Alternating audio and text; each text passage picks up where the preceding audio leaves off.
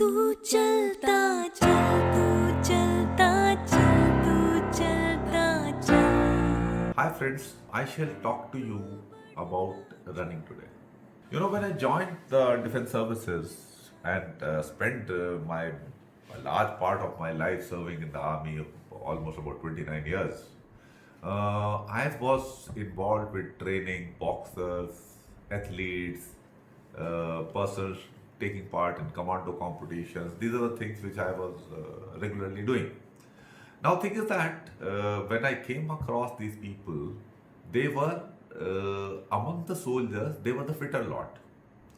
And to understand the fitness level of a soldier, when he gets selected to train as a recruit, you have these recruitment rallies. In that, person is required to run 1 mile below 5 minutes and 45 seconds, have the capacity to do 8-10 pull-ups and do 30-40 push-ups. So that is the intake level at which he enters the training as a soldier. So these are the guys I spent my life training. So that was of a very different level. When I started working in No Frills Academy, and I got students who, when I asked how long can you run, and they said, sir, I can run for about 1 minute. And 1 minute was, as per them, a pretty big deal. So I would ask, in distance wise, how much? He says, sir, in athletic track, I can probably run one complete round. And the person felt that that's no considerable amount. Then I came across people who were, that height is something like 5 feet 8 inches and weight is how much? 90 kgs. And the person can't even run at all. Running is something like, 200, 300, 400 meters, that's it.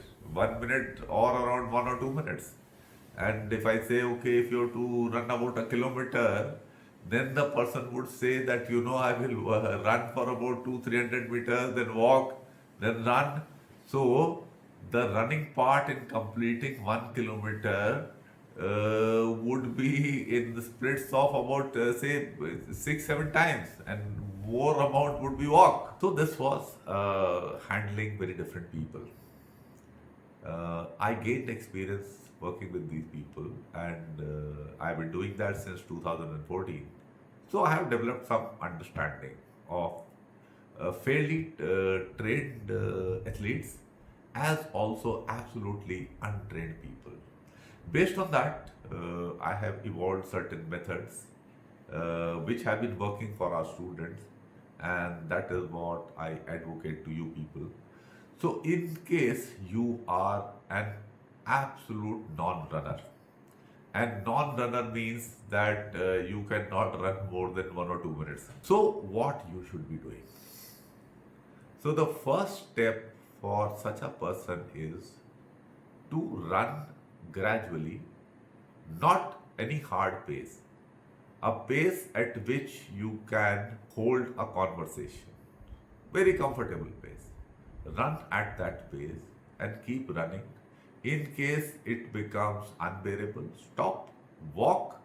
As soon as your breath gets back to fairly normal, again start running. In this manner, your aim should be to be able to run continuously for approximately 30 minutes continuously in a matter of 1 month, 45 days or 60 days.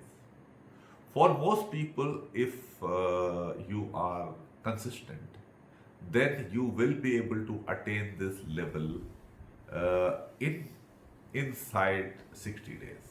That's the experience I have had with a large number of my students. So that's the first thing. Irrespective of whether you are a boy or a girl, both can do that. There's just no problem as far as the gender is concerned with this ability. So once you have attained this ability, I call you that now you can start considering yourself that you are a runner. I mean, you have just cross the stage, or you are still in the case stage of a beginner. A person, thereafter, what you should do is you should try and build up your duration of running, as also slowly build up your speed of running also. As as you do, gradually it will improve on its own also. So this is what your target should be, and your aim should be to be able to run 5 kilometers approximately in a matter of 30 to 35 minutes. So once you can do the 5 kilometers inside 30 minutes, I consider a person to have crossed the stage of being considered a beginner as far as running is concerned. This is the first stage you cross. This is the manner you have to do. Now let us come to the intermediate level. The intermediate level is that this is the takeoff point, that at this level you have reached. Now what you should be doing? To now build up your abilities, it would be good that you bring in a mixture of training pattern. And the mixture of training pattern that I have evolved after dealing with a large number of students is as follows. That firstly, the requirement is to run only for 3 days in a week. That's all. So 4 days you are not running, 3 days only you are running, and that is on alternate days. So what do? So let us say on a Monday you run 8 kilometers at an absolute gradual pace without bothering for speed at all, and you finish off this distance in whatever time it takes. Normally it would take less than 50 minutes. So this is what you do, and that's all. Tuesday you observe a break. On Wednesday you do a 5 kilometer timed run. You get warmed up. Initially don't go very fast. For initial about 800 meters or a kilometer, go gradual pace like what you had done on the 8 kilometer run day. Thereafter pick up pace and do your balance 4 kilometers at a good pace and see how much timing you are taking.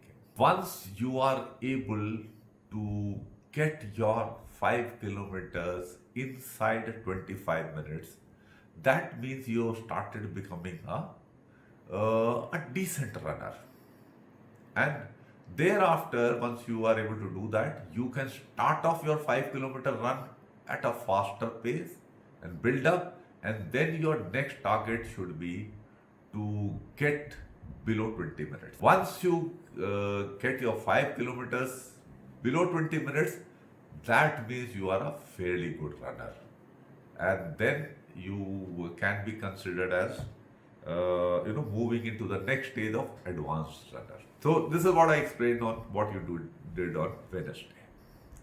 Then Thursday you have a break. On Friday you do interval training. By interval training, I have explained earlier also, high intensity interval training, what you do, you pick up a distance. Say, okay, what you do, you first warm up for about 8-10 minutes, you get your body warmed up, run gradually for about a kilometer or so. Thereafter, you pick up a distance. Let us say, hypothetically speaking, you have picked up a distance of 400 meters. So you run 400 meters at approximately 80% of your maximum speed. Do that. Let us say you have done your 400 meters in 80 seconds, 85 seconds, or if you are faster, maybe below that. You've done that. Take rest, walk. Let your breathing recover in about a couple of minutes. When your breathing gets back to normal, again run 400 meters. So this is called, and once again the speed and the time you're taking should be the same. It should not fall below that. So if you've done your first 480 seconds, second 400 also 80 seconds. In this manner, you do 6 to 8 intervals of 400 meters. So this is the concept of interval training. Now what you have to do, intervals can be longer also. Like some distance runners may have an interval of 1 kilometer also. They may have an interval of 2 kilometers also. And there are people who I play tennis, and tennis players would do intervals of 20 meters because tennis court doesn't need running of even 100 meters at a stretch. Even a footballer will require 15-20 meters of sprint only. The concept is, the shorter the distance you are sprinting, the more focus you are getting on your sprinting ability. And the longer distances you are doing interval training, say 400, 600, 800, the better you are improving your endurance ability. Think that the principle is that, let us say, if you have I remember during my IMA days, I could run we used to have a 10-mile test. The approximate pace which I got with my weapons, weapon kit and all that, that's how the battle physical efficiency test is done. It used to take me something like 8 minutes to run 1 mile. So that was the speed I was sustaining. Now, if I was required to improve my speed of doing that, then what I had to do, I had to do my interval of 1 mile in something, because this was a battle physical, 8 minutes, we take that figure of 8 minutes. So I should try to run my intervals in below 7 minutes. So once I'm doing my intervals at below 7 minutes pace, then what is happening? The principle is that at whatever pace you can run a particular distance, you can run a much longer distance at a slightly lower pace. That is the principle. And this principle has been, so effective and universally utilized that through use of this principle, Kipchoge and all that have been able to run the marathon below 2 hours, and all the records and all of 5,000, 10,000 meters have got are consistently being broken. So this is what the importance of interval training. Now this is the broad explanation, and once you reach the advanced stage of runner, I would say that 5 kilometers you can do below 20 minutes. You can run your 400 meters below 1 minute. Then you are an advanced runner. Then you will not be needing guidance from people like me.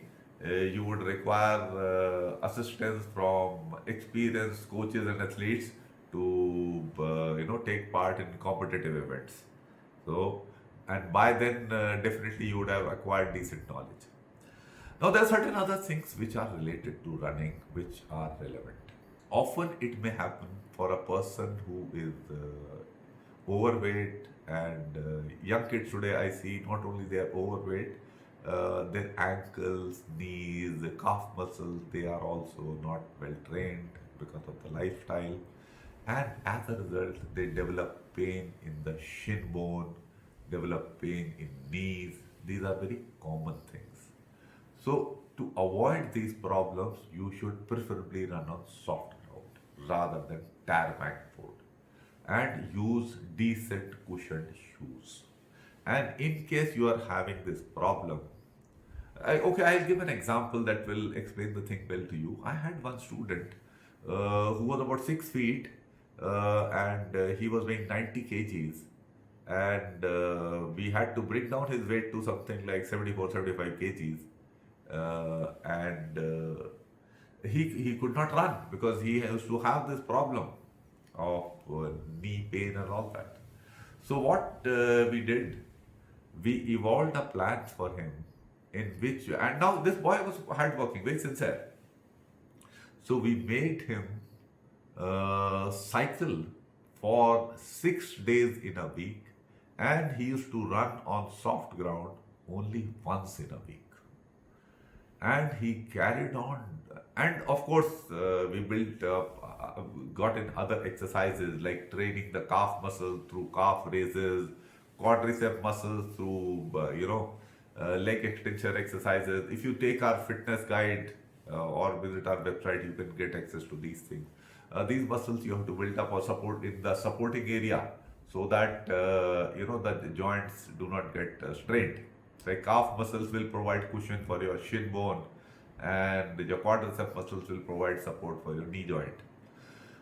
So in this manner, we gradually built up, and in a matter of about 2 months or so, we brought him to running 3 times in a week, and then slowly we got him on track as per the plan which I explained to you, and he did reach the level of an intermediate runner, and that is the time he was selected for SSB. Other things which people have is that you have pain in the abdomen often on the left side generally, lower abdominal area. We call it stitches. You don't have to get overly worried. You should do your regular sit-ups to build up your abdominal muscles. Running itself develops your lower abdominal muscles in a reasonable manner. Over a period of time, this problem will go away. I mean, I don't remember experiencing this kind of pain ever since I joined India in 1979. Before that, 76, 77, when I used to run in the school, sometimes I had that. After that, never had. Yeah, other things are, for running, the diet is important. When you go for your morning run, don't go on an empty stomach. It's not a very good idea. You can have half a banana or one banana, say half an hour or 45 minutes before you go for a run. Be well hydrated because often in summer months and humid conditions like that, dehydration can be a problem. So these precautions you should take, and get on with running. It's a very good thing. It's an excellent exercise, a very cheap exercise. You don't need any equipment, you don't need any support staff, you don't need any team. So please get on with running, and wish you good luck and success in becoming a good runner. Thank you.